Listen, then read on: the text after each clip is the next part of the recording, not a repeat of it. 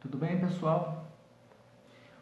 Hoje a nossa aula é a correção das atividades da página 122, 4, 5, 6 e 7.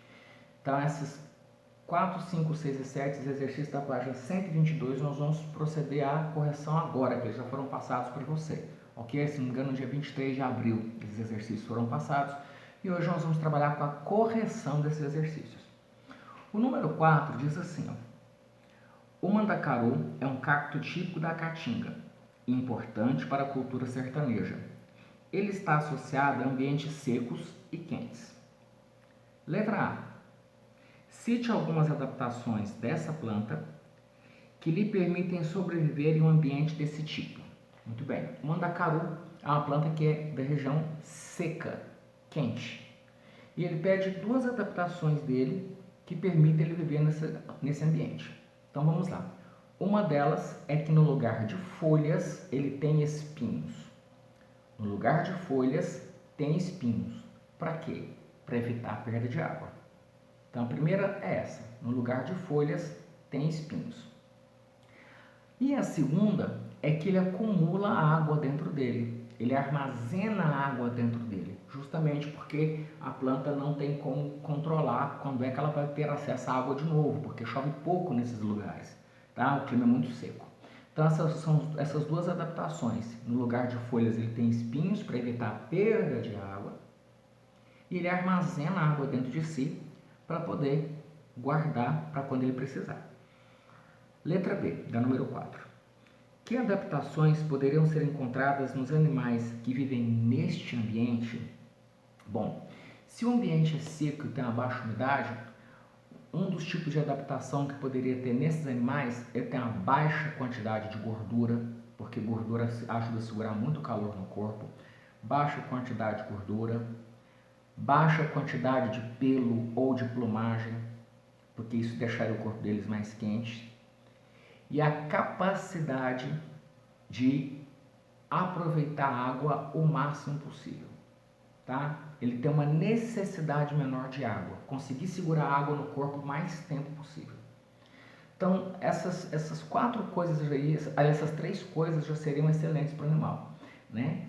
Ele ter pouca gordura, pouco pelo ou plumagem e conseguir sobreviver com pouca água, armazenar água e sobreviver com pouca água. Por exemplo, um camelo que vive numa região muito seca, região de deserto, quando ele bebe água, ele armazena 50 litros de água no corpo e vai gastando durante vários dias, ele fica vários dias sem beber água, por exemplo. Não tem no Brasil, mas tem ele em regiões que são muito parecidas com esse clima aqui.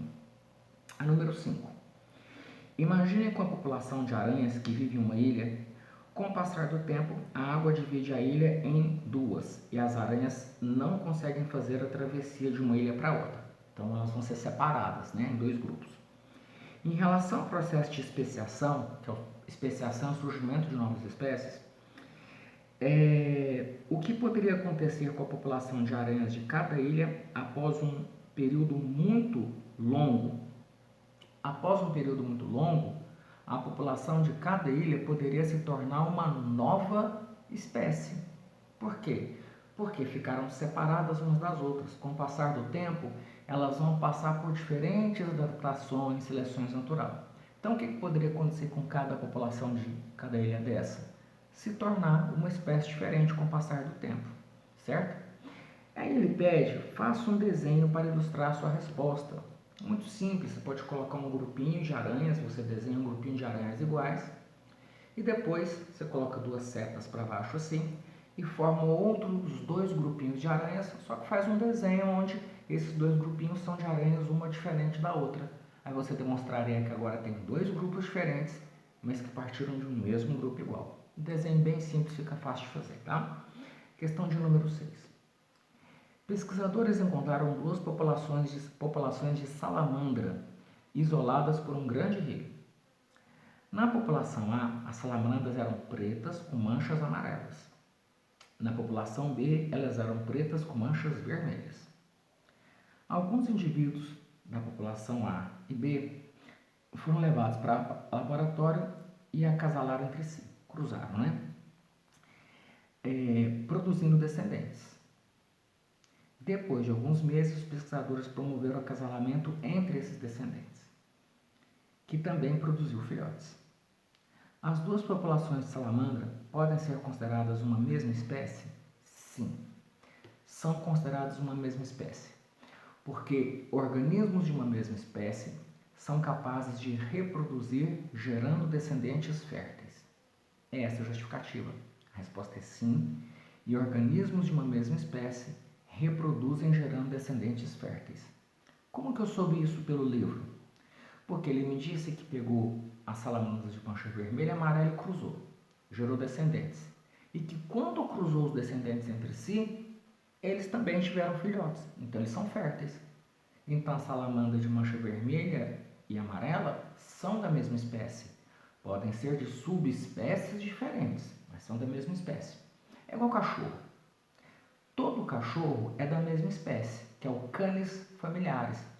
Mas você tem o Chow Chow, o Shih Tzu, o Maltês, o Pinscher, são subespécies, tá? Porém, eles podem cruzar um com o outro, o que gera vira-lata, por quê? Porque são da mesma espécie. A 7ª e última questão. Uma mineradora realizou estudos geológicos em uma determinada região e verificou que existia grande chance de haver reservas de um mineral valioso na área. No entanto, a região em questão fica dentro de um parque estadual. A atividade de mineração poderia ser permitida dentro dessa área? Então, não poderia ser permitida, porque o minério é um recurso não renovável, não tem como colocar ele de novo. E a extração desse minério em um parque estadual, um parque ambiental, ela destruiria o ambiente, né, e prejudicaria as espécies. Então, por ser um parque estadual, por ser uma área de conservação, não poderia ser colocado, tá? A mineradora lá. Pessoal, vocês ficaram com a correção da atividade.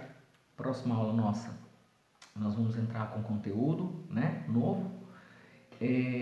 Mas até lá, um grande abraço para vocês, se cuidem, fiquem com Deus, boas aulas.